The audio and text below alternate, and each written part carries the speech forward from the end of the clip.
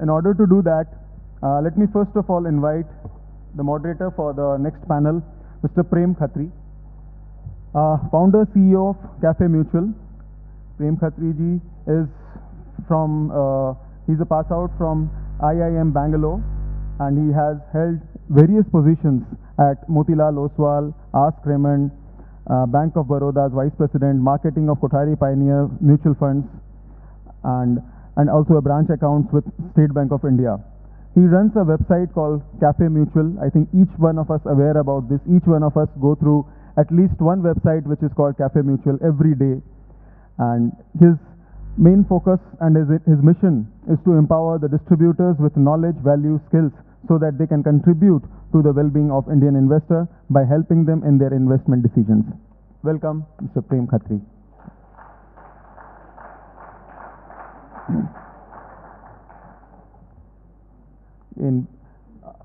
This session is how to maximize IFA's opportunities.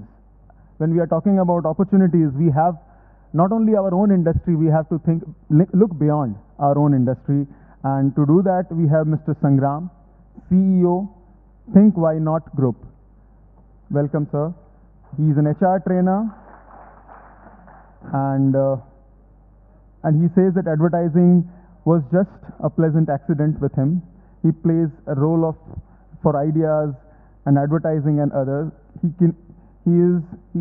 hates ties, politics, and lack of passion, and loves mountaining and T-shirts and reading everything from history to the world of politics. And he is there 24/7 excited for Think Why Not. Welcome, sir. We have VP Marketing of Fevicol, Mr. B.O. Mehta.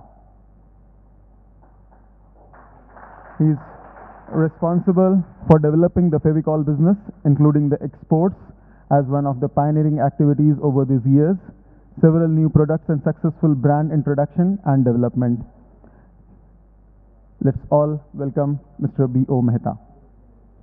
And last but not the least, a well-known person who needs no introduction, and he is Head of Sales Marketing, Birla AMC, Mr. Naveen Tiwari.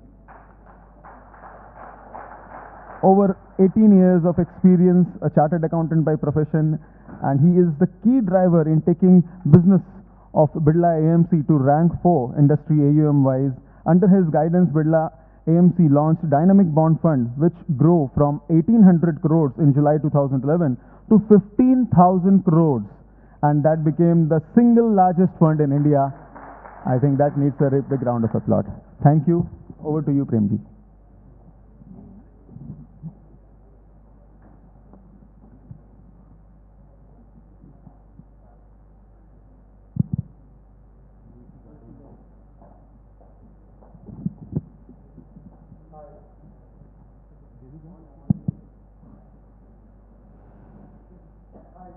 Can everyone hear me?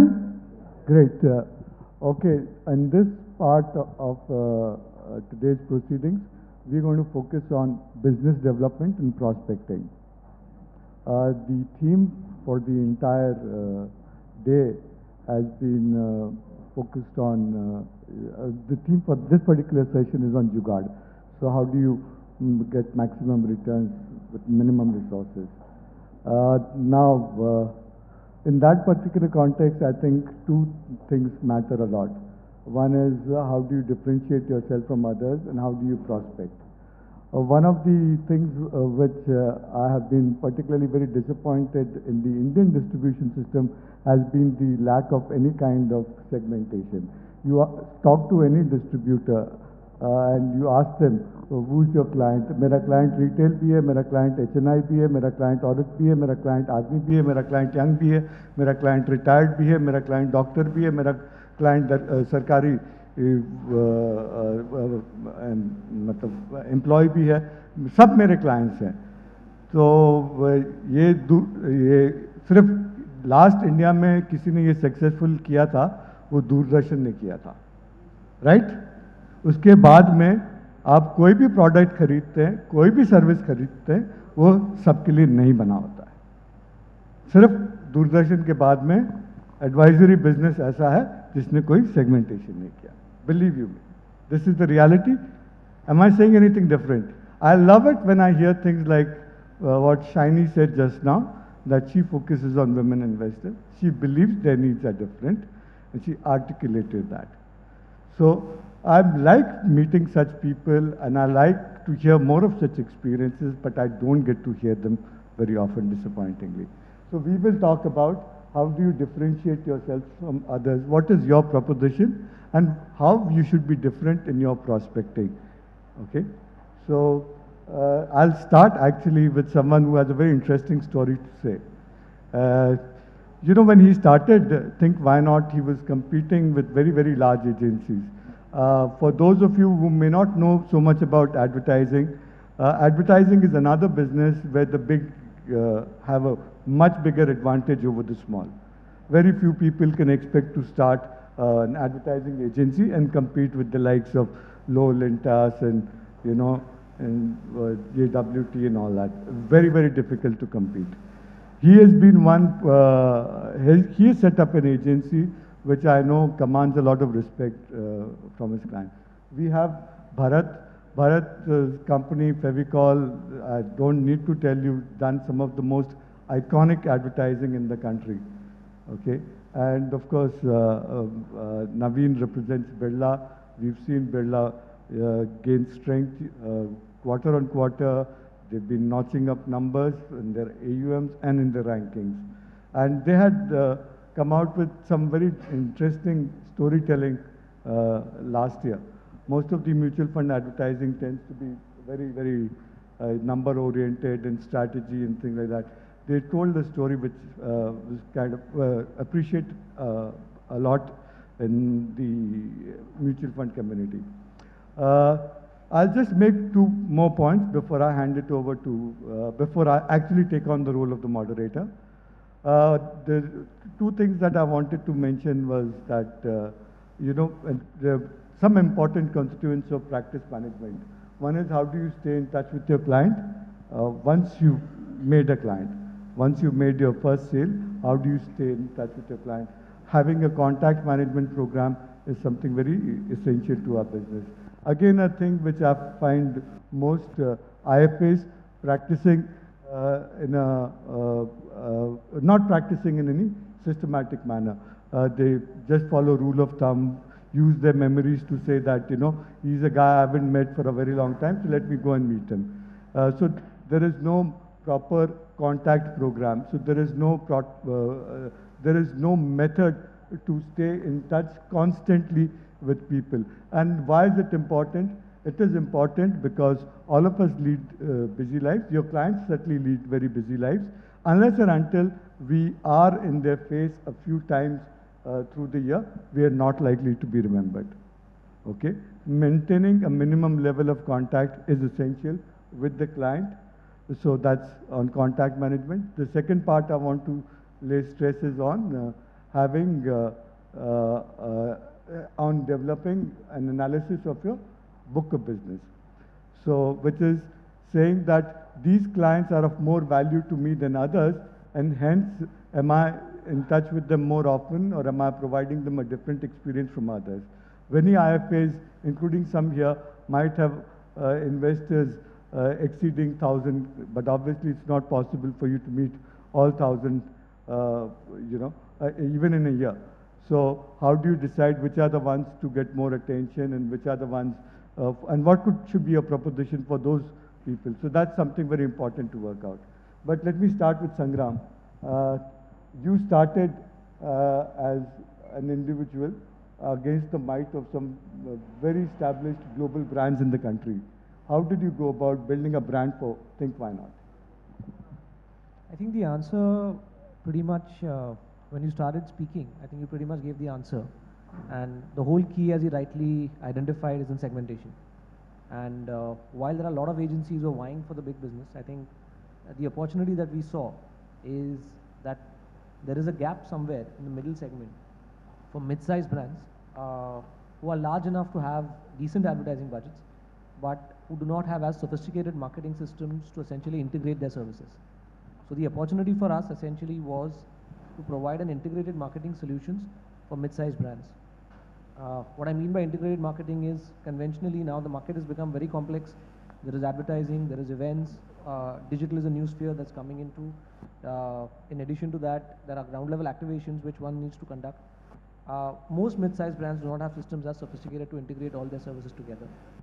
Secondly, the focus on results is not there. So the niche that we found out was to essentially work with a lot of mid-sized brands who need integrated marketing solutions, who have very small marketing teams and who don't have the kind of systems to tap results across. So brands like Cox and Kings, who have very decent advertising budgets, spend in crores, okay, but there's no way to kind of tap where their money is going. The other key is what I believe is all brands are built when there are stories to tell. So rather than having Me Too services for everyone, we focus on delivering at least 2 to 3 big case studies which will actually draw PR. Okay, so you catch a brand, focus all your energies on that, make a case study out of it, make results count. The moment you have results to share, the moment you have stories to tell about, word of mouth spreads and business grows on its own. But initially, how did you build your credentials? This is how it has evolved over a period of time. The day you said you're going to be launching Think Why Not, how did you tell your clients? How did you tell your first client that, look, I'm as good as any one of them? Oh, that was very interesting. We, so to track back, I think we started off as a .com. So I'm a .com survivor. Our .com was funded by 2 ex-advertising guys. So we had helped one lady essentially make a similar .com presentation at a point in time. And after our .com business folded up, this lady was a marketing manager and she said that there's an opportunity to kind of do a very small piece of work. And she was working for this education school called Wellinger. And she said there's an opportunity to do a very small poster for us. And would you guys like to take a shot? And we focused all our energies on that, created that. The person heading the project was so good and he was so happy with what we did that the poster actually became an ad and it got a tremendous response. We were then called to pitch for the whole account and I managed to impress Dr. Salonke, who was heading the brand, and we got the whole account that way. For the first 2 years, we didn't have any other account. We only worked for Wellinger. And we were singularly known in the market as the agency which actually built a brand out of a business school, which was Wellinger, which is 2001 to 2003. And for 2 years, we only focused on getting Wellinger from the 82nd rank to coming in the top 20. And basis the word of mouth for Wellinger, I think for the next 6 years, we didn't have to pitch. We just kept on getting invitations by word of mouth. So I firmly believe that focus on creating one big story to tell. The moment you have one big story to tell, I think business follows. In all service businesses which goes on word of mouth, it's all about creating huge case studies and making complete winners out of your own customers. Okay, our audience here is largely people who work on their own. Okay, what would you tell them about how to go about building their own brand? They're all individuals here. They all, in a manner of speaking, compete with each other in their own towns. So how do they differentiate themselves from each other? I think mean, you have the normal parameters, which is pricing. Some may charge a higher fee, someone may not charge a fee. But how do you say that, look, I'm the guy you should give your money to? How do they go and tell that? I think again, some of the answers pretty much were discussed in the last half an hour that we've been sitting here. And like this lady found the niche, I think the answer again goes down to segmentation. I can tell you one more story of a friend of mine who I'm helping, who happens to be in a similar business like most people sitting in this room. Now again, the solution lay behind, he was providing advisory services to a whole set of clients, including HNIs, including doctors, including celebrities. He'd also written a book. The book was called The Only Financial Planning Book You'll Ever Need. That was the title of the book. And when we probed deeper, we found out that his business essentially comes from 4 types of people. It was not just HNIs, but he says there's a skew towards a lot of wealthy doctors using our services. There was a skew towards celebrities because a huge amount of portfolio comes from celebrities. And then there are, and the minimum portfolio that he looked at with respect to managing his services was $1 million. So we gave him some very simple ideas. One was using newer platforms like social media, where essentially the TG lies. And I asked him a very simple thing. I said, instead of labeling your book as the only financial planning book you will ever need, why don't you change the title to, you made your first $1 million, here's how to grow it. Okay? So automatically, when I'm picking up, I'm attracting the guy who's already made $1 million. So instead of broadcasting, narrowcast. The second thing that we said is, he already used to manage a couple of celebrities. I said, another simple trick to do you've already written a book, you've got all the content. Okay, by virtue of your experience in working with 4 or 5 known celebrities that you have another limited edition book come out which says investment bloopers most celebrities make. Don't even publish this book. Personally have it hand delivered as a limited edition copy to all the top 100 celebrities in the country, and at least 20 of them will call you and say that, okay, here's someone who actually understands how investment to celebrities work. So again, the answer, as he rightly pointed out, goes down to segmentation, picking your market. And one more thing, since we work with a lot of financial brands, which I could say is that the entire business actually is based on trust. And trust is the only parameter on which an IFA brand can be built. Because I was hearing some stories about how people in a crisis tend to liquidate. And people don't liquidate only because they need money. People liquidate because they also somehow are not stopped at the right time saying that this is not the right thing to do.